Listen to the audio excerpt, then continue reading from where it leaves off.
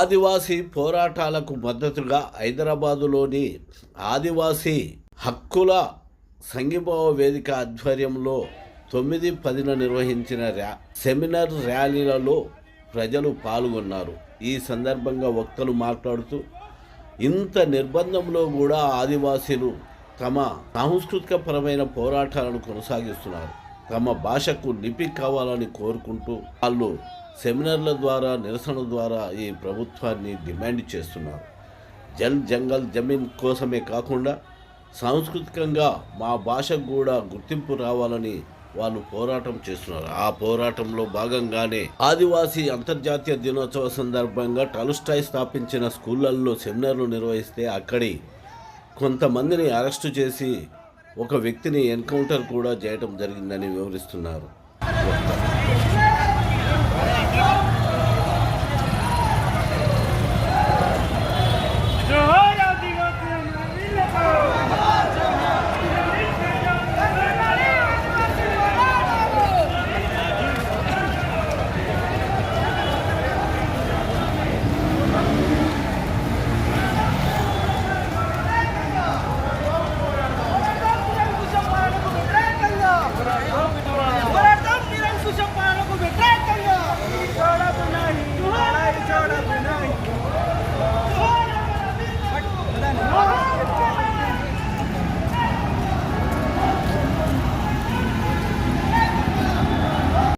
I am Ahtamam on behalf of Forum Against Corporatization and Militarization Delhi. I first would like to extend solidarity to this convention, and I would like to congratulate the comrades of Solidarity Forum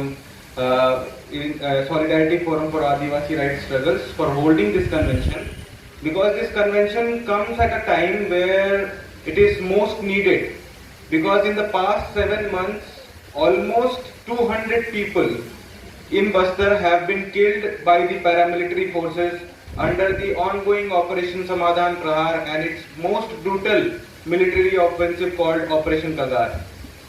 Among these 200 people killed, more than 100 of them were either innocent Adivasi peasants or unarmed Maoist rebels who were either captured or were recuperating in their villages when they were caught and killed. Women have been raped and killed in this scenario. The youngest victim of this genocidal military operation is a 6-month child who was killed on the very first day of this new year that came on 1st of January. With that killing, this onslaught.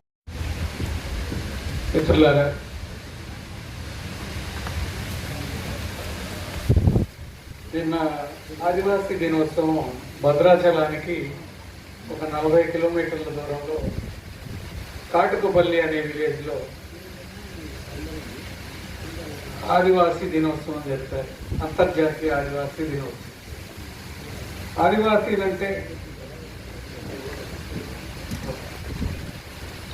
ఆదివాసీలంటే నాగరికతకు దూరంగా ఉండేవాళ్ళు అని చెప్పేసి మనం కాదు, చాలామంది భావిస్తూ ఉంటారు. వాళ్ళు అక్కడ మీటింగ్ ప్రారంభం ముందు అందరూ లేచి వాయనాడు కేరళకు సంబంధించిన ప్రమాదంలో మృతులు ఎవరైతే చనిపోయారో ఇవంతా కూడా అడవుల్ని నాశనం చేయటం, వాతావరణాన్ని పరిరక్షించాల్సినటువంటి ప్రభుత్వాలు వీటిని నాశనం చేస్తున్నాయి. కాబట్టి ఇవి ప్రభుత్వం చేసినటువంటి దారుణ కృత్యమే అని చెప్పేసి వాళ్ళందరికీ ముందు 2 నిమిషాల పాటు మౌనం పాటించి వాళ్ళ మీటింగ్ని ప్రారంభించారు. ప్రారంభించిన తర్వాత ఆ మీటింగ్ అంతా వింటా ఉంటే అక్కడ అందరూ ఆదివాసీలే మాట్లాడిన వాళ్ళు, నేను ఇంకొక అతను తప్ప, ఒక జర్నలిస్ట్ తప్ప. ఒక ఆయన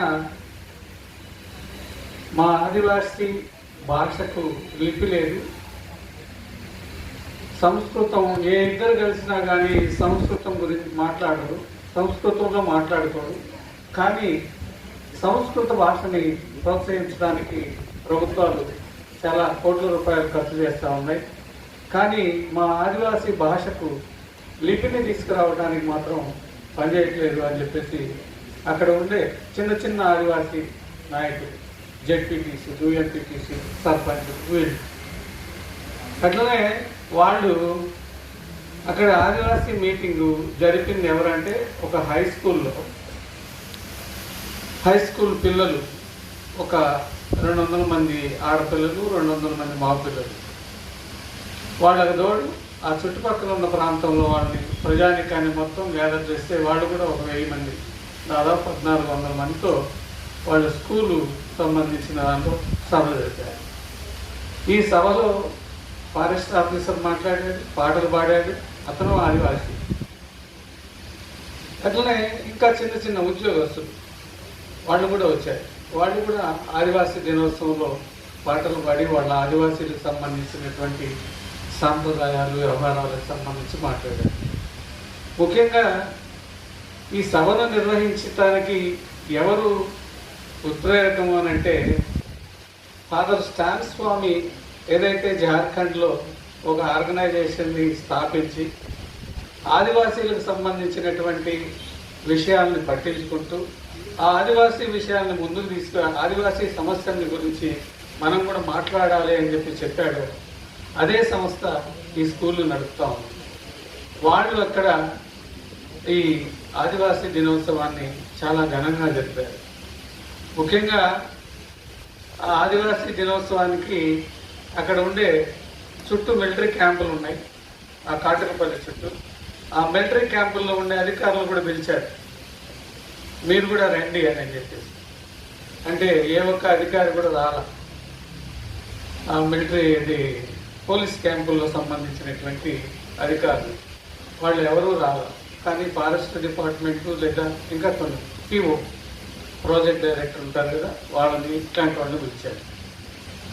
ఏమైనా మరి నన్ను పిలిచారు, రేపొద్దు నుంచి మరి మీకు నిర్బంధమే కదా అని చెప్పేసి ఆ స్కూల్ వాళ్ళని అడిగితే, అందుకే సార్ మీ పేరు ముందుగా ప్రకటించలేదు, నిన్ననే మేము అనౌన్స్ చేశాము, గౌరవకు సంఘం ఆయన కూడా మాట్లాడతారు అని చెప్పేసి వాళ్ళు మాట్లాడటం జరిగింది.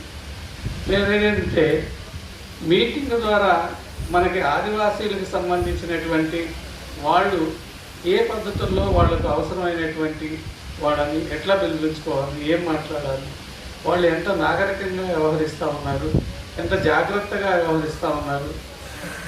ఇంత నిత్య నిర్బంధంలో సైతం కూడా వాళ్ళు ఒక 20-30 మంది గురించి చెప్పారు.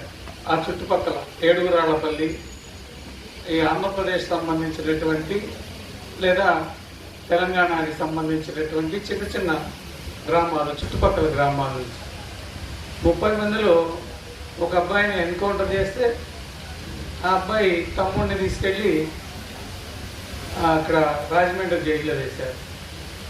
ఇట్లాంటి కుటుంబాలు దాదాపు 30 కుటుంబాల వరకు ఉన్నాయి. అంటే నిత్య నిర్బంధాన్ని అనుభవిస్తూ కూడా ఆదివాసీలు ఇంకా తన ఏదైతే తన ఉనికిని కానీ లేదా ఏదైతే తన సంస్కృతిని కానీ వీటన్నిటిని కూడా నిలబెట్టుకునే ప్రయత్నం వాళ్ళు చేస్తూ ఉన్నారు.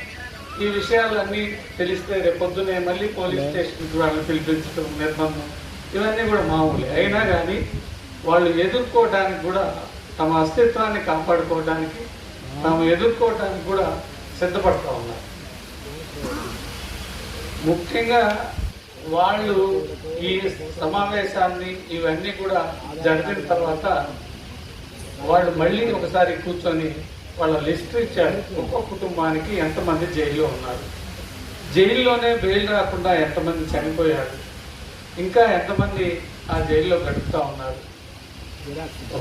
కాబట్టి మీరు ఏమైనా సంఘీభావం కాకుండా మీరేమైనా మాకేమైనా సహాయం లీగల్గా తోడ్పడండి అని చెప్పేసి కూడా మాట్లాడుతూ ఉన్నారు. కాబట్టి మనం ఉద్యమాలకి వాళ్ళు జరిపే ఉద్యమాలకి సంఘీభావాన్ని తెలపడానికి ముందుకు రావాల్సిన అవసరం ఉంది. అదేవిధంగా ఇప్పుడు వక్తలు ఏదైతే తమ సూచనలు ఏదైతే చేశారో ఆ సూచనలన్నింటినీ కూడా ఈ ఆదివాసీ హక్కుల పోరాట సంఘీభావ కమిటీ స్వీకరిస్తుంది. స్వీకరించి వీటికి అనుగుణంగా కార్యాచరణను రూపొందించుకొని మరింతగా ప్రజల్లోకి వెళ్ళే ప్రయత్నం చేస్తామని చెప్పేసి మీ అందరికి కూడా తెలియజేసుకుంటూ, అలానే భూపాలపల్లి జిల్లా మంతని నియోజకవర్గంలో కొయ్యూరు పోలీస్ స్టేషన్ పరిధిలోని కొయ్యూరులో గడ్డం లక్ష్మణ్ ఆధ్వర్యంలో ఆదివాసీ దినం జరుపుకుంటుంటే 10 మందిని కొయ్యూరు పోలీస్ స్టేషన్కి తీసుకువెళ్ళారు. అంటే నిత్య నిర్బంధంలో సైతం ఆదివాసీలు తమ అస్తిత్వాన్ని నిలుపుకునే ప్రయత్నం చేస్తున్నారు.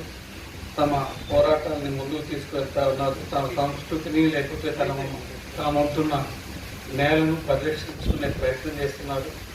మనం అందరం కూడా ఇంకా విస్తృతంగా ఈ సంఘీభావాన్ని కూడగట్టే ప్రయత్నం మీరు మేము అందరం కలిసి చేయాలని చెప్పేసి కోరుకుంటూ ఇంతతో ఈ